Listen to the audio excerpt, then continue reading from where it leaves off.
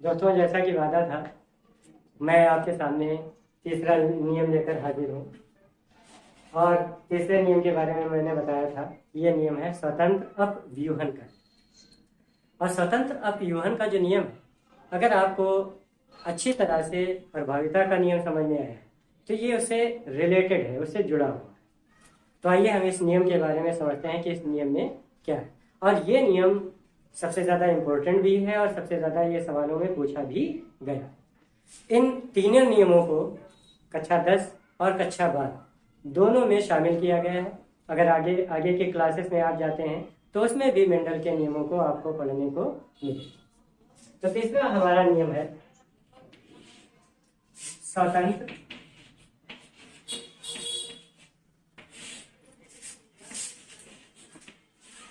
अपव्यूहन का नियम।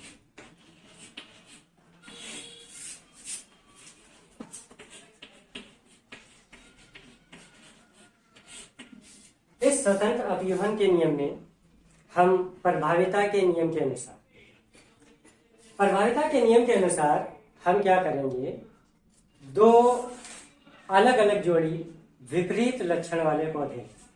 इस नियम में और प्रभाविता के नियम में डिफरेंस क्या है दोस्तों?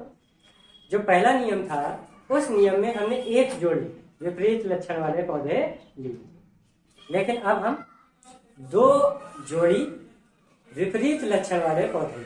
दो जोड़ी से मतलब क्या है कि एक जोड़ी में दो अलग अलग लक्षण मौजूद है और दूसरी जोड़ी में दो अलग अलग लक्षण मौजूद है। सबसे पहले हम इन पौधों के बीच संकरण कराएंगे। जब संकरण कराएंगे तो प्रभाविता के नियम के तरह से हमें प्रथम पीढ़ी प्राप्त होगी और उस प्रथम पीढ़ी में ये जो चारों लक्षण हैं बट गए। फिर इन चारों लक्षणों को हम गैमेट्स में बांटेंगे, युग्मकों में बांटेंगे।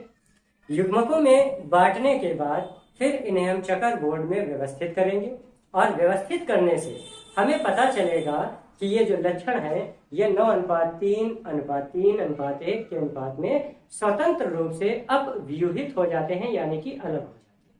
तो इस नियम को हम आगे बढ़ाते हुए सबसे पहले क्या करते हैं, दो जोड़ी विपरीत लक्षण वाले पौधे ले लेते हैं।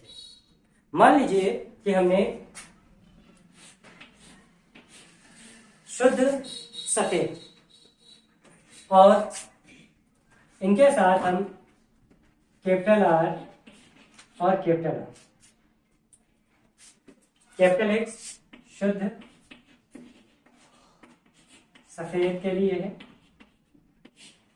और कैपिटल आर जो है वो झुर्रीदार के लिए।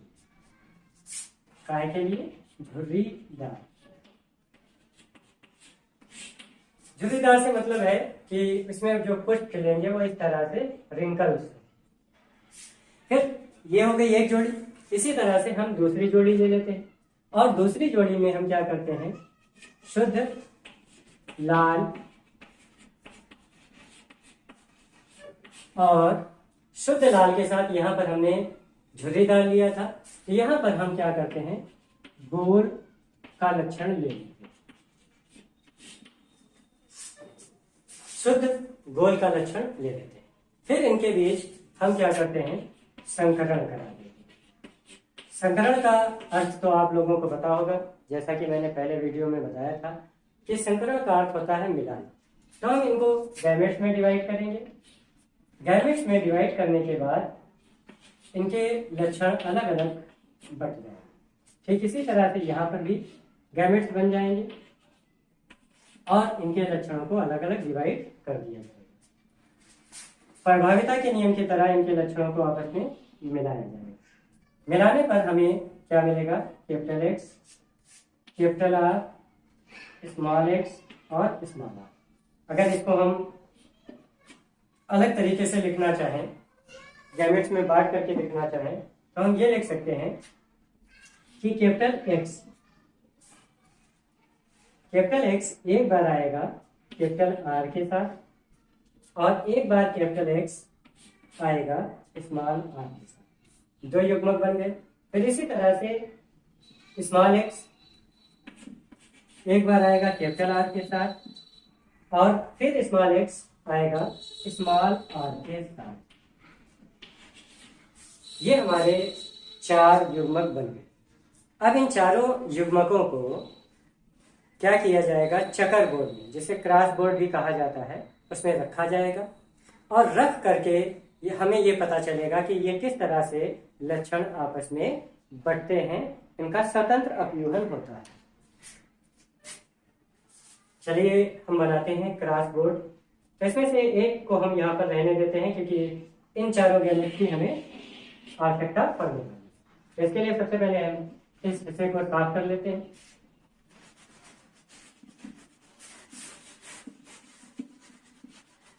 साफ करने के बाद हम यहाँ पर क्या करते हैं कि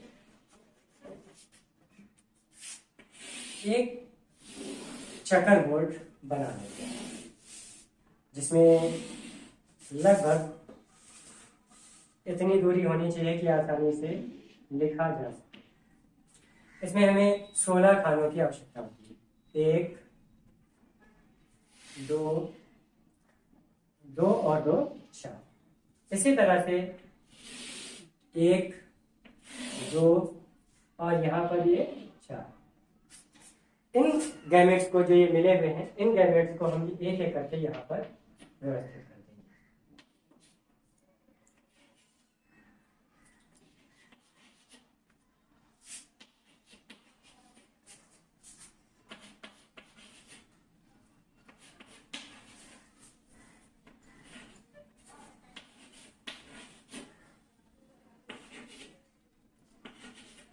अब हम इन गैमेट्स को, युग्मकों को आपस में मिलाना शुरू करेंगे।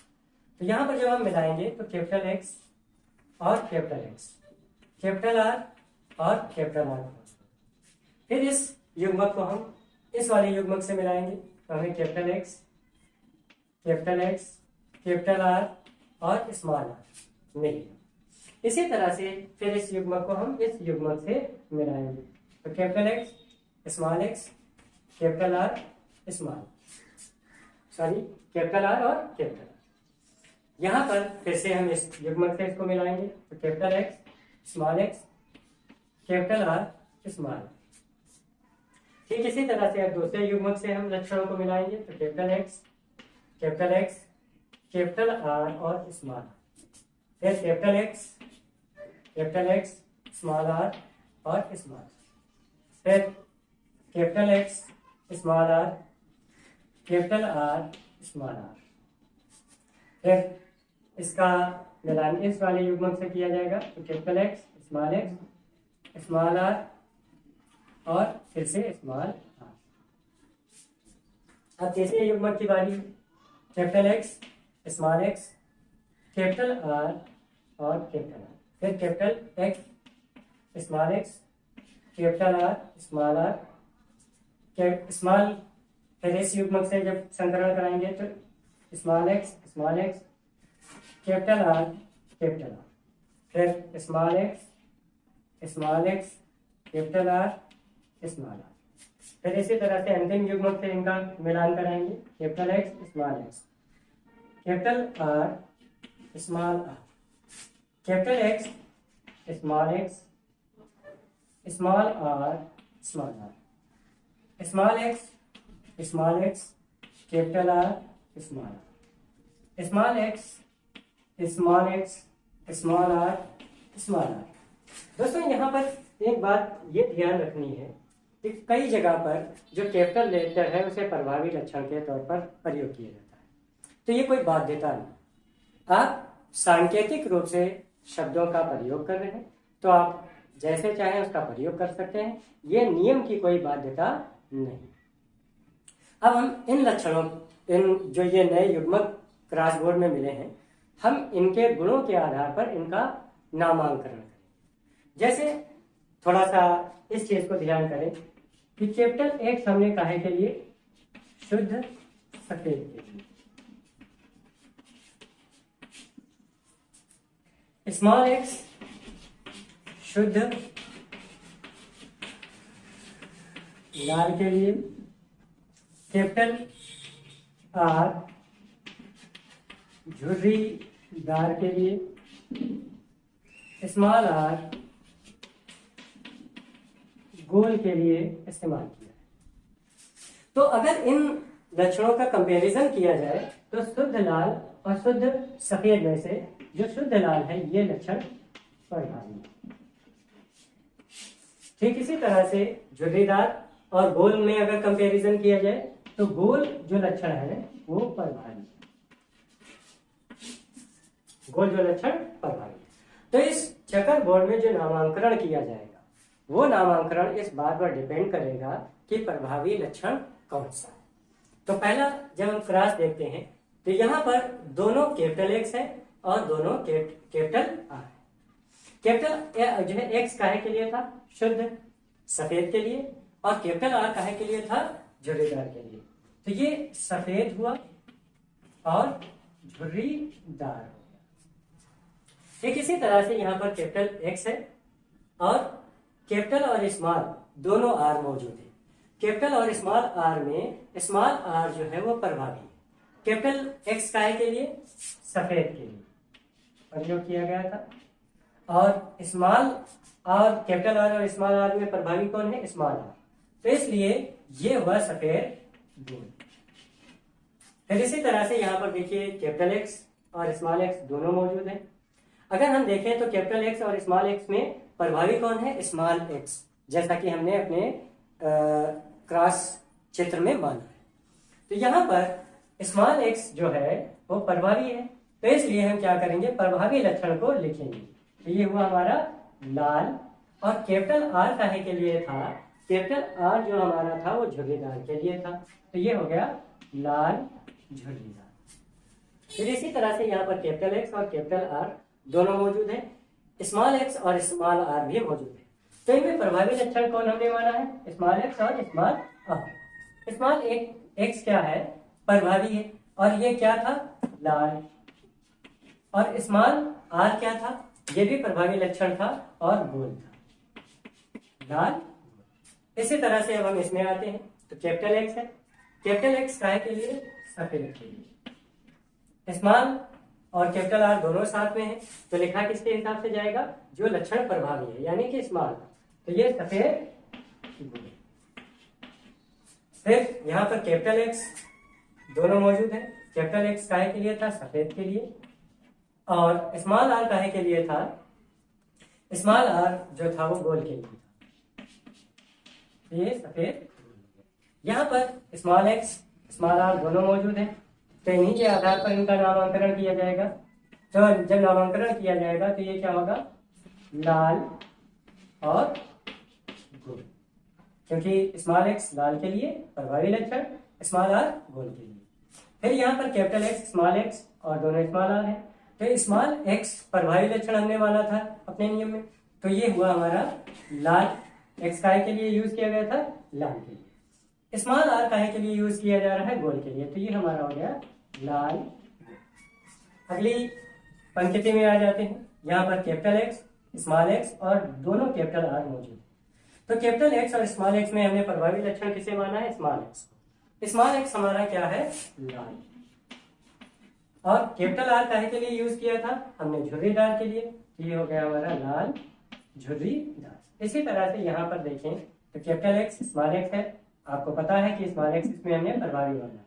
यहाँ पर कैपिटल आर स्मॉल आर, तो स्मॉल आर हमने प्रभावी माना। तो कैपिटल एक्स काहे के लिए? लाल के लिए। स्मॉल आर काहे के लिए? गोल के लिए प्रयोग किया जाएगा। फिर इसी तरह से यहाँ पर स्मॉल एक्स है दोनों, तो स्मॉल एक्स काहे के लिए? लाल के लिए। दोनों कैपिटल आर है, तो कैपिटल आर काहे के लिए? झुर्रीदार के लिए प्रयोग किया जाता है। इसी तरह से यहाँ पर स्मॉल एक्स है दोनों, तो स्मॉल एक्स काहे के लिए? लाल के लिए। कैपिटल और स्मॉल आर दोनों आर मौजूद है, लेकिन दोनों आरों में हमने प्रभावी किसे माना था? Small R. तो स्मॉल आर क्या हुआ? गोल हो गया। ये हो गया हमारा लाल। अंतिम पंक्ति में आते हैं। अंतिम पंक्ति में यहाँ पर कैपिटल एक्स स्मॉल एक्स मौजूद है, कैपिटल आर और स्मॉल आर मौजूद है, लेकिन हमने प्रभावी किसे माना है? स्मॉल एक्स और स्मॉल आर। तो स्मॉल एक्स काहे के लिए? लाल के लिए, और स्मॉल आर काहे के लिए? गोल के लिए। फिर इसी तरह से यहाँ पर कैपिटल और स्मॉल एक्स दोनों मौजूद हैं, प्रभावी हमने स्मॉल एक्स को माना है, ये हो गया हमारा लाल, और स्मॉल आर काहे के लिए हमने माना था, गोल के लिए, तो ये हो गया हमारा लाल गोल। इसी तरह से यहाँ पर दोनों स्मॉल एक्स हैं, तो वो काहे के लिए, लाल के लिए, और स्मॉल और कैपिटल आर दोनों साथ में हैं, प्रभावी कौन है, स्मॉल आर, तो हो गया लाल गोल। फिर यहाँ पर दोनों स्मॉल एक्स हैं, दोनों स्मॉल आर हैं, तो स्मॉल एक्स काहे के लिए, लाल के लिए, और स्मॉल आर काहे के लिए, गोल के लिए। इस तरह से ये जो 16 खानों में हमने युग्मकों को बांटा था, ये अपनी जगह पर व्यवस्थित हो गए। अब हम इनका अनुपात देखते हैं क्या है। जैसे सबसे पहला हमारा बना है सफेद झुर्रीदार, तो हम काउंट करते हैं सफेद झुर्रीदार कितने हैं।